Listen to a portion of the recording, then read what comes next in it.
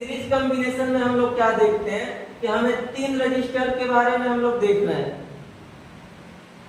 अगर हम in register को इंड टू इंड जोड़ रहे हैं तो ये कॉम्बिनेशन कैसा होगा, सीरीज। दूसरा तरीका समझने का ये है कि सीरीज कॉम्बिनेशन में करंट क्या होगी, सेम।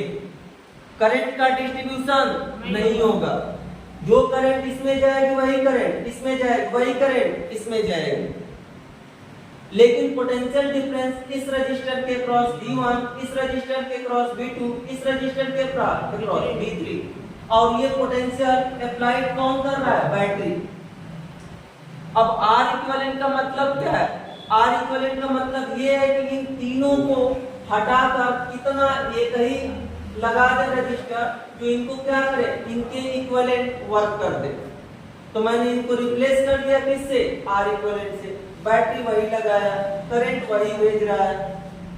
तो यहाँ पे अगर हम V1 बराबर लिखेंगे तो क्या लिखेंगे, I इंटू R1। V2 बराबर लिखेंगे तो क्या लिखेंगे, I R2। V3 बराबर लिखेंगे तो क्या लिखेंगे, I R3। ये जो बैटरी वोल्टेज अप्लाइड कर रही है, वोल्टेज किसमें डिस्ट्रीब्यूशन हो रहा है, V1 plus V2 plus V3। तो यहाँ पे हम V बराबर क्या लिखा, V1 plus V2 plus V3। यहाँ से वैल्यू क्या किया, पुट किया किसका, V1 का, I R1। यहाँ से वैल्यू क्या किया, पुट किया किसका, V2 का, I R2। यहाँ से वैल्यू किसका पुट किया, V3 का, I R3। इसकी वैल्यू अगर हमें पुट करना है तो यहाँ से हम लोग क्या पुट करेंगे कि V equal to I R equivalent. तो ये वैल्यू हम लोग यहाँ से पुट कर देंगे। कॉमन क्या इसमें से मिला, I। बताओ यहाँ से क्या मिला, R1 plus R2 plus R3, I cancel. तो R इक्विवेलेंट बराबर R1 plus R2 plus R3।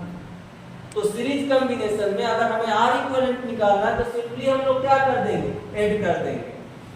तो इस तरह से हमारा ये कौन सा कॉम्बिनेशन है, सीरीज। तो सीरीज पहचानने के लिए सबसे पहले ये ध्यान रखना कि ये जो रेजिस्टेंस है ये क्या होना चाहिए, इनटू इंड। दूसरा तरीका है कि करंट का डिस्ट्रीब्यूशन नहीं होगा।